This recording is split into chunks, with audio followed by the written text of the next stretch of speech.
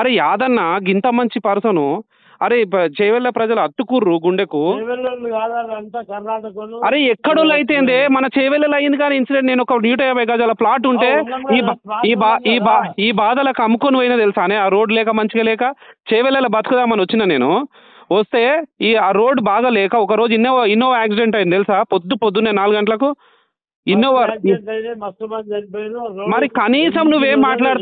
ఏరు దాటేదాకా ఓడమల్లన్న, ఏరు దాటినాక బోడమల్లన్న అన్నట్టే ఉన్నది కదా చేవెళ్ళ ఎమ్మెల్యే మాటలు. ఓ దిక్కు బస్సు టక్కర ఈ గంతమంది ప్రాణాలు పోయి కుత్కెలు గులవడంగా ఏడుస్తుంటే ఓ ఎమ్మెల్యే అయ్యుండి ఓదార్చాల్సింది పోయి నెత్తిల ధమాక్లేని మాటలు మాట్లాడిండు చేవెళ్ళ ఎమ్మెల్యే కాల యాదయ్య. ఓట్లు అడిగేటప్పుడు ఏమో 2 చేతులు జోడించి మీరు ఓట్లు వేయకపోతే నా బతుక ఆగమవుతుంది అని అడుక్కున్న మనిషి ఇలా గంతమంది ప్రాణాలు పోయి ఆ కుటుంబాలు రోడ్డున పడితే దినామికి సొంటి మస్తుగా జరుగుతూనే ఉంటాయి, జనాలు చచ్చిపోతూనే ఉంటారు. ఈ రోడ్డు మీద ఇప్పటికే చాలా టక్కర్లు అయినాయి, మస్తు మంది కాలం చేసిరు. ఆయన చచ్చిపోయిన వాళ్ళంతా మా చేవెళ్ళ పబ్లిక్ కాదు కదా, ఇక దాని గురించి నేనేం మాట్లాడాలి.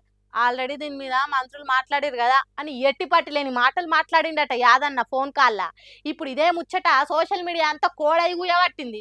మరి ఎమ్మెల్యే సాబు ఎందుకు ఇట్లా మాట్లాడిండో తెలియదు కానీ యాదన్నకు ఫోన్ చేసిన ముచ్చట్ను ఆ మనిషి సోషల్ మీడియాలో వంచుకునేసరికి అటు చేవెళ్ళ పబ్లిక్ ఇటు సోషల్ మీడియాలో వాడుతున్న పబ్లిక్ కూడా తిట్ట కూడా పొట్టు అరుచుకుంటారు.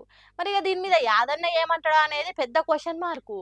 ఇక ఎట్లనో అధికారం వాళ్ళ చేతులు ఉంది కదా కాబట్టి అదంతా ఫేకు, ఆ మాట మాట్లాడింది నేను కాదని అన్నా అంటాడు కావచ్చు అని ఇంకొందరు గరం.